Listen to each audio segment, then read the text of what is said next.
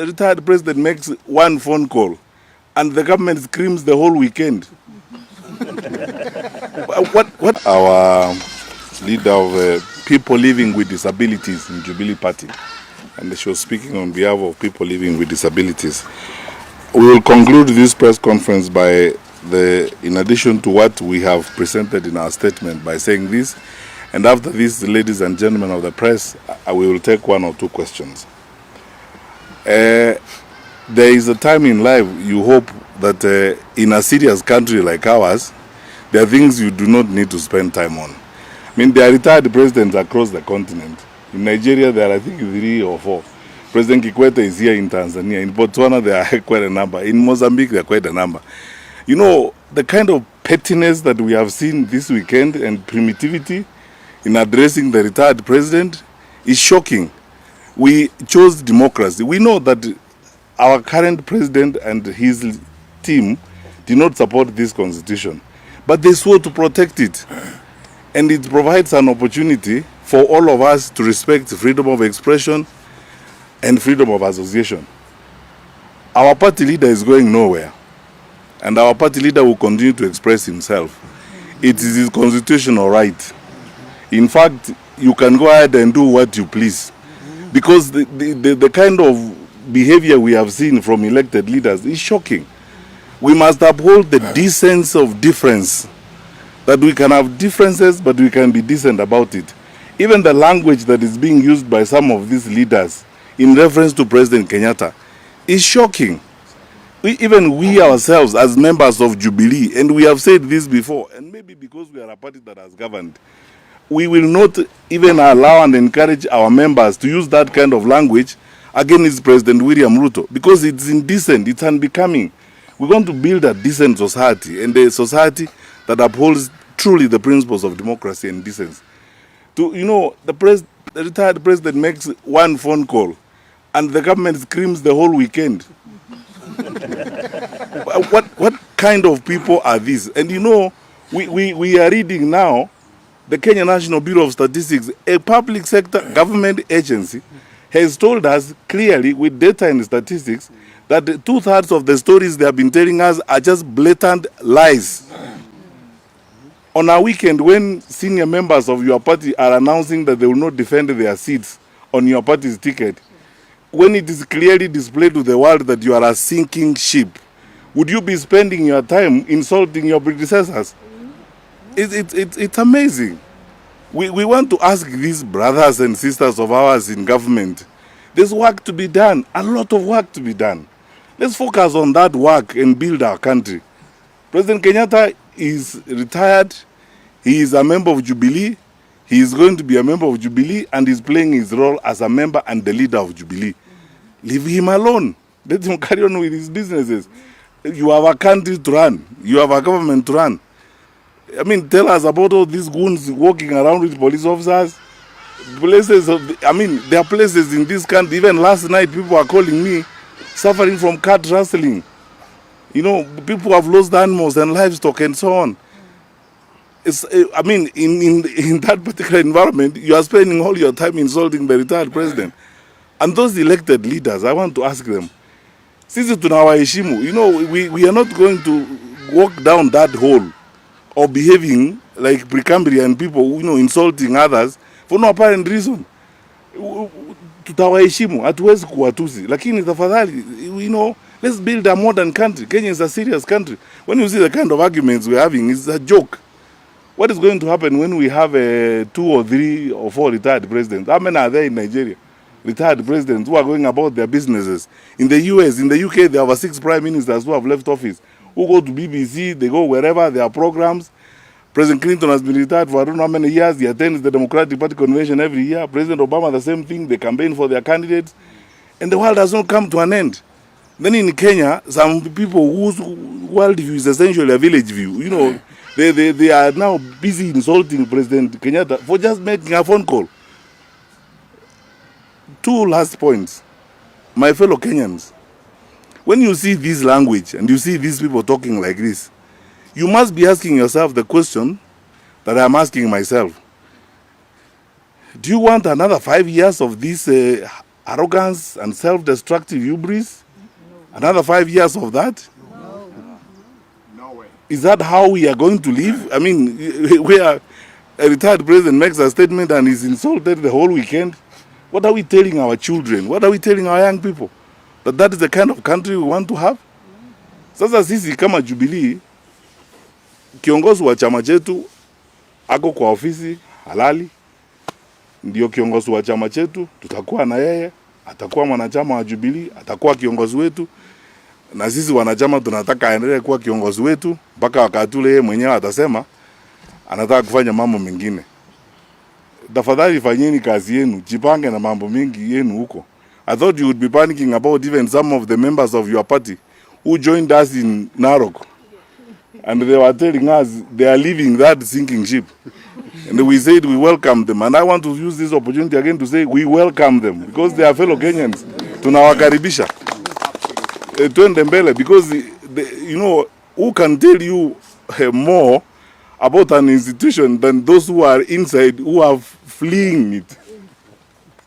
So, tufanye kazi ile iko, the way President Kibaki used to say, let's focus on the work we have of building our country, and let us ensure that, you know, everything is going well.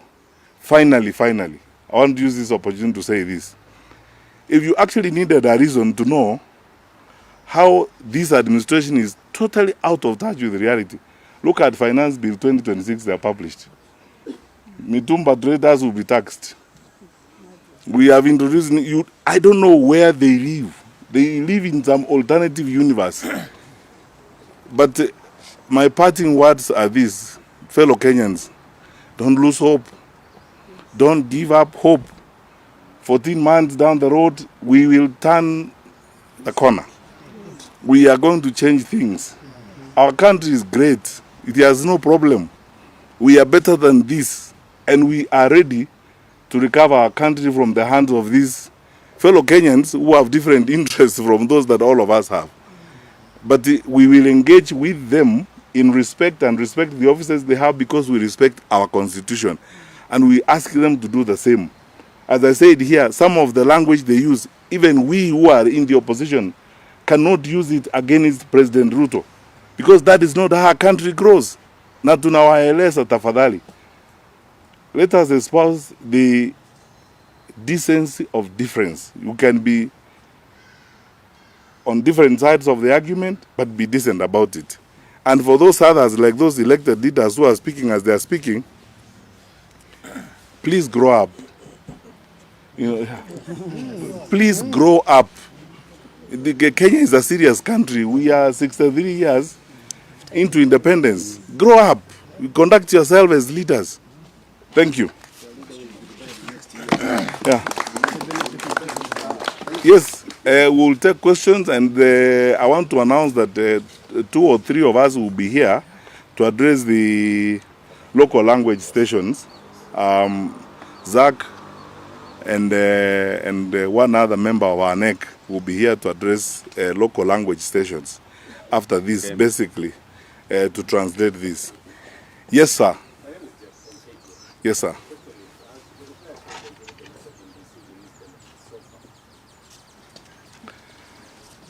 The president has been receiving some of his benefits, and his treatment, I mean, I must say here, it's just that President Kenyatta is a gentleman. There are some things that we have not been hoping to drum up and play up. Because as somebody who served in government at a senior level, I am shocked. You know, handling a retired president is the easiest thing on this earth. For any government to do, the easiest thing on this earth. Because the Constitution prescribes what he should get and how he should be treated. When the cars are 4 years old, they are supposed to be replaced. When the employees he decided to go with are treated differently and so on. I mean, when the president can't even be given very basic benefits that he deserves, it's just that he's a gentleman. He doesn't want to make issues about it. And then he's focusing on going on with his life. I think it's upon the conscience of those who are in leadership to respond to that question. Next. We just wanted to know the issue of Kalawa. Are you going to field one candidate as the united opposition? First of all, on Olkalau, by the way, we've had and we have told, we have people in the field who are documenting information. We hear there are people aligned to this administration who are buying ID cards, which is a very, very serious offense. And they have already started what they are very good at, bribery and pouring money and, running around households and giving people money. That's what they are famous for. And we are asking the members of the public in Olkalau, please, the money is yours that is being stolen. That's why there's no money in school. That's why we have challenges in hospitals and so on. That money has been diverted to come and bribe you. So if you take it and spend it, you're not making a crime. It's your money anyway. But we are in consultation. Our NEC as Jubilee will meet tomorrow. And we will consult. We are members of the United Opposition conscientiously. We have decided to be part of the United Opposition.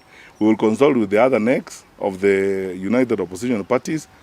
I think we will come to a conclusion and a position that's agreeable to everyone. I don't want to preempt that decision and that announcement because I don't want to take my brothers and sisters in the other parties for granted. We respect each other's institutions. They are doing their own meetings. We will do our NEC tomorrow. And then we will converge and take a position together, which we will communicate to the public. That's how we would like to operate. Will we see the president hit the road on Olkalau? Now you're asking a different question by which you are putting the cart before the horse, my friend. Yes. My name is from One of the issues that members of the government, especially the Minister for Interior, was accusing the president is supporting the opposition. And there has been talk of the former president, having a hand in this new outfit called Linda Mwananchi. Is that something you're aware of? Is that an outfit you're open to work with in the future? First of all, there are two questions in one. First of all, Jubilee is a party in the opposition. Uhuru Kenyatta is the party leader of Jubilee. So how can you accuse him of doing what his position is supposed to be, namely leader of Jubilee? How is he committing a crime by supporting his party, which is not in government? Jubilee, we are not in government. We are not part of government. So how can you accuse us and accuse our party leader of doing what he's supposed to do as our party leader? Secondly, about the activities of the president, to the best of my knowledge, and I want to confirm here, our president is a very law-abiding citizen, doing his judicial responsibility as the leader of Jubilee, consulting with Jubilee leaders and working with Jubilee leaders.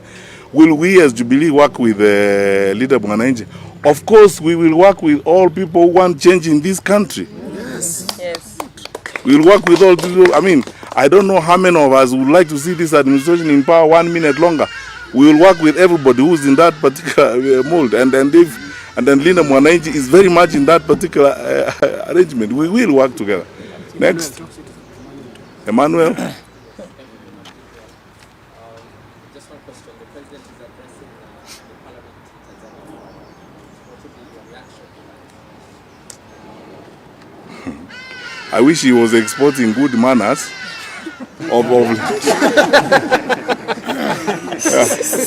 I wish he was exporting good manners there of respecting the retired president and respecting democratic institutions.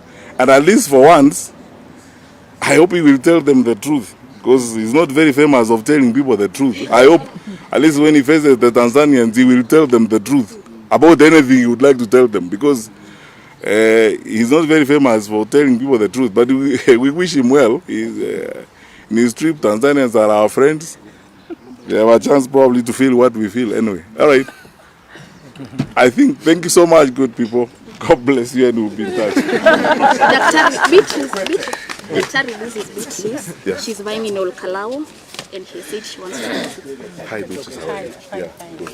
No, we will talk briefly after this. Zach, let's proceed with the local language stations. Watu wa mlima tunaweza watu hapa tuongee mawili matatu.